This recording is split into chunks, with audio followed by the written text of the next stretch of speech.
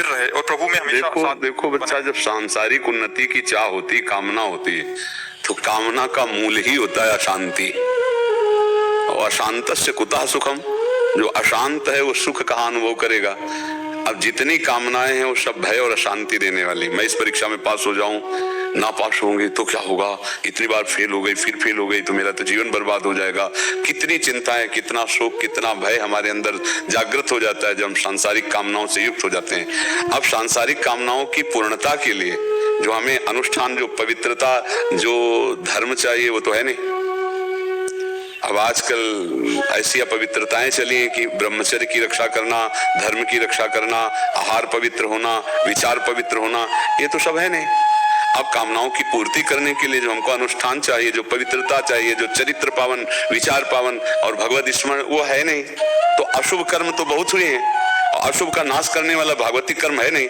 तो हमारी पढ़ाई होने पर भी, हमारा प्रयास होने पर भी हमारी उन्नति नहीं हो रही है।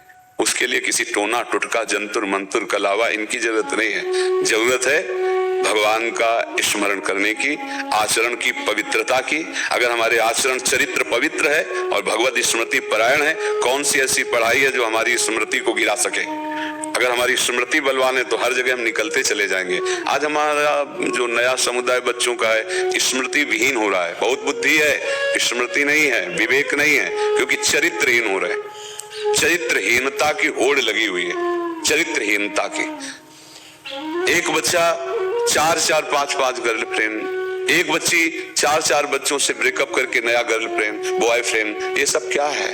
क्या है? चरित्रहीनता, ब्रह्मचर्यहीनता, चरित्रहीनता, अपवित्र विचार, अपवित्र चिंतन और उन्नति संसार की या पारलौकिक, ये शुभ से होती है। जो यहाँ संसार की उन्नति शुभ से होती है। आचरण अपवित्र, विचार अपवित्र, तो अशुभ आचरण हो रहे हैं, पापाचरण हो रहे हैं। उन्नति हम संसार की चाहे तो अगर पूर्व पुण्य बस किसी पद पे भी पहुंच जाए तो भी वो शांति को प्राप्त नहीं हो सकता, वो सुख को प्राप्त नहीं हो सकता। उसके अंदर विविध प्रकार की कामनाएं, चिंता, शोक, भय बनी ही रहेंगी। पास होना या न पास होना कोई खास बात नहीं। खास बात है हमारा हृदय शांत हो, धर्म से युक्त हो और कर्तव्य परायणता हमारी पूरी हो। आपका प्रयास पूरा है। जब हमारी बुद्धि भक्ति में लगती है तो हमें फल में समान भाव प्रदान करती है। कर्तव्य में पूर्ण निष्ठा पूर्वक करना और फल में समान भाव आना। हार जीत में, लाभान में, सुख दुख में, सुख दुखे समय कृत्वा लाभा लाभो जया जयो। फल में समान भाव है तो आप महान हो जाएंगे। कर्तव्य निष्ठा है, फल में समान भाव, तो आप कर्म योगी हैं और कर्म योगी भगवान को प्राप्त होता है, तत्व ज्ञान को प्राप्त होता है। लेकिन कर्म हो रहे हैं, योग नहीं हो रहा है। चरित्रहीनता, विचारों में अपवित्रता, भगवान नाम जप ना होना, मंत्रानुष्ठान बल ना होना, तो उन्नति किसके बल से चाहा जाता है? जैसे देखा जाता है कोई पापी आदमी बहुत लौकिक उन्नति को प्राप्त हो रहा है, ये उसकी सफलता नहीं, ये उसके विनाश का एक लक्षण है। जैसे किसी मरने वाले आदमी को, फांसी देने वाले आदमी को अंतिम इच्छा पूछी जाए ना, ऐसे उसकी अंतिम इच्छा चल रही है, क्योंकि पुण्य नष्ट होने तो फिर इसके बाद देख लेना उसकी हालत क्या होती है। एक धर्मात्मा पुरुष थोड़ा दुख में है, परेशानियों में, तो उसके धर्म का फल नहीं है, ये उसके पूर्व पाप का फल है। इसको नष्ट होने दो, फिर देखना कैसे प्रकाशित होता है, कैसे वो चमकता है। इसलिए हमें चाहिए कि हम कुछ नाम अनुष्ठान करें, चरित्र पावन रखें, विचार पवित्र रखें और परिणाम में समान भाव रखें। अगर परिणाम में समान भाव की ये आपको युक्ति नहीं आई तो बहुत हानि हो जाती है। जैसे बच्चे फेल हो जाते हैं, अब घर के लोग भी डांट लगाए, बाहर के मित्र उनके पास हो गए, अब वो देखकर उपहास करते हैं, तो ऐसे नादान बच्चे फिर अपने शरीर को नष्ट करने की सोच लेते हैं।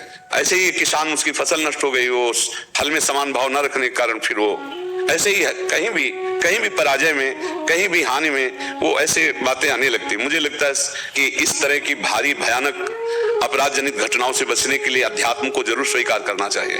हमें सत्संग सुनना चाहिए। चरित्र बहुत पावन, तभी आपका जीवन पवित्र रहेगा। हम इस बात पर बहुत दुखी होते हैं जो लोग ब्रह्मचर्य का व्यर्थ में नाश करते हैं। बिना गृहस्थ में गए पाणी ग्रहण संस्कार किए जो ब्रह्मचर्य का नाश हो रहा है, महापाप है। ये स्मृति का नाश करके शरीर को जर्जर करके किसी योग्य नहीं रखता। और आज के नए बच्चे इसी को सुख समझ रहे हैं, इसी को मनोरंजन समझ रहे हैं, इसी को अपनी उपलब्धि समझ रहे हैं। तो हमारी प्रार्थना है, जिन बच्चों को लौकिक और पारलौकिक उन्नति प्राप्त करनी हो, जब तक पाणी ग्रहण न हो ब्रह्मचर्य का पालन करें। पाणी ग्रहण हो जाने पर भी अपने चरित्र को पावन रखें और भगवत अनुष्ठान करें। नाम का, मंत्रों का और बहुत से ऐसे पाठ हैं जिनके अनुष्ठान से अशुभ का नाश होता है और शुभ जो भजन शुभ है वो हमारा लोक और परलोक सब मंगल कर देता है। सच्ची मानिए, जगत में और परलोक में उसी की उन्नति होती है जो भगवान का नाम जप करता है, जो भगवान के गुणों का गायन करता है।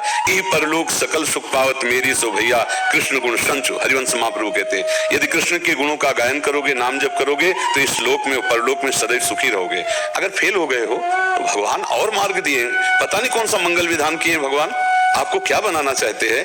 आप निश्चिंत रहिए, उदास मत होइए। एक जगह से फेल हो जाओगे तो कहीं ना कहीं ऐसी जगह पास कर देंगे जहां से फेल हुए उससे अच्छा आपको पास कर देंगे। विश्वास रखो, हमें उस समय घबराने की जरूरत नहीं, उस समय अपने मन को हमें बलवान बनाने की जरूरत है। नहीं नहीं, भगवान का कोई मंगल विधान होगा और अपनी त्रुटि देखनी चाहिए। मैं फेल क्यों हुआ, मेरी क्या प्रमाद स्थिति रही, मेरी पढ़ाई में कितनी प्रमाद स्थिति रही जिससे मैं फेल हो गया। निराश होने की, हताश होने की जरूरत नहीं। किसका प्रश्न था?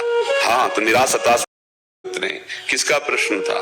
हाँ, तो निराश हताश मत हो बच्चा, पवित्र आचरण रखो, खूब नाम जप करो और कुछ ऐसे पाठ हैं जिनको आप करके भगवान से प्रार्थना कीजिए कि हमारी लौकिक उन्नति हो। कामना की पूर्ति के लिए अनुष्ठान पवित्र किया जाता है, जिससे जो चाहोगे हो जाएगा, पक्का हो जाएगा। अनुष्ठान व्यर्थ नहीं जाता है। जब पाप कर्म व्यर्थ नहीं जाता, वो दंड देके रहता है, तो शुभ कर्म कैसे व्यर्थ हो जाएगा। हर एक क्रिया का अपना फल है, पर समय आने पर वो जागृत हो जाता है।